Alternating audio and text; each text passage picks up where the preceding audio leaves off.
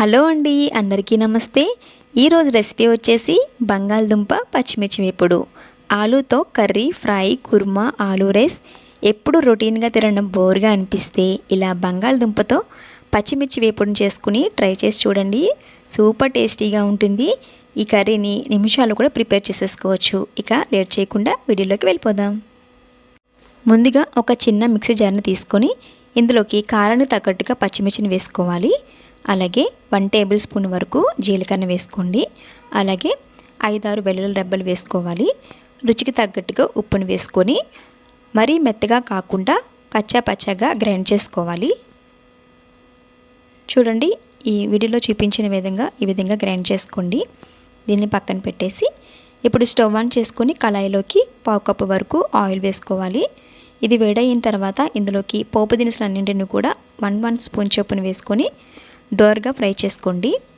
ఇవి కొద్దిగా దోరగా ఫ్రై అయిన తర్వాత ఇందులోకి సన్నగా కట్ చేసి పెట్టుకున్న 4-5 పచ్చిమిర్చిని కూడా వేసుకోవాలి. ఇవి కొద్దిగా చిటపటలాడిన తర్వాత 2 పెద్ద ఉల్లిపాయలను ఇలా సన్నగా కట్ చేసుకొని వేసుకోవాలి. ఈ ఉల్లిపాయ ముక్కలు మెత్తబడేంత వరకు కూడా మంటను మీడియంలో ఉంచుకొని మూత పెట్టి మగ్గించుకోవాలి. చూడండి, ఉల్లిపాయ ముక్కలు అనేవి బాగా మెత్తబడ్డాయి కదా. ఇలా ఉల్లిపాయలు మెత్తబడిన తర్వాత ఇందులోకి 2 కరివేపాకు రెమ్మలు కూడా తుంచి వేసుకోవాలి. కరివేపాకు కొద్దిగా ఫ్రై అయిన తర్వాత ఇందులోకి ఉడకబెట్టి పెట్టుకున్న ఆలుగడ్డలను ఇలా మీడియం ముక్కలుగా కట్ చేసుకుని వేసుకోవాలి. నేను ఇక్కడ ఆలుగడ్డలు ఉడకబెట్టడం అనేది వీడియోలో చూపించలేదు. ఈ ఆలుగడ్డలు అనేవి ఆయిల్లో కొద్దిగా ఫ్రై అయిన తర్వాత ఇందులోకి 1/2 టీ స్పూన్ వరకు పసుపును వేసుకోవాలి. అలాగే కొద్దిగా సాల్ట్ని యాడ్ చేసుకోండి, ఎందుకంటే మనము పచ్చిమిర్చి పేస్ట్లో ఆల్రెడీ వేసుకున్నాం కాబట్టి. ఈ పసుపు ఉప్పు కూడా బాగా కలిసేటట్టుగా కలిపేసుకోవాలి. ఇప్పుడు ఇందులోకి గ్రైండ్ చేసి పెట్టుకున్న పచ్చిమిర్చి ముద్దను కూడా వేసేసుకోండి.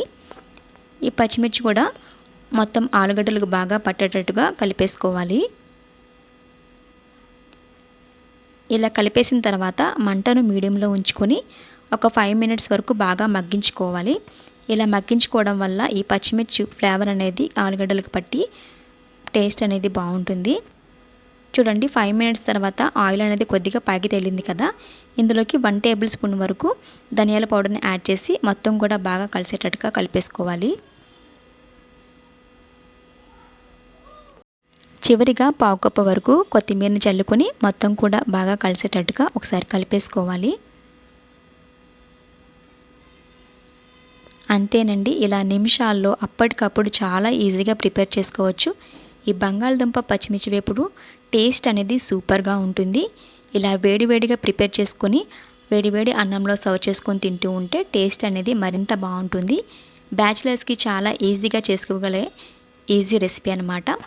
ఈ రెసిపీ మీకు నచ్చినట్లయితే మీ ఇంట్లో తప్పకుండా ట్రై చేసి ఎలా వచ్చిందనేది కామెంట్ సెక్షన్లో పోస్ట్ చేయండి.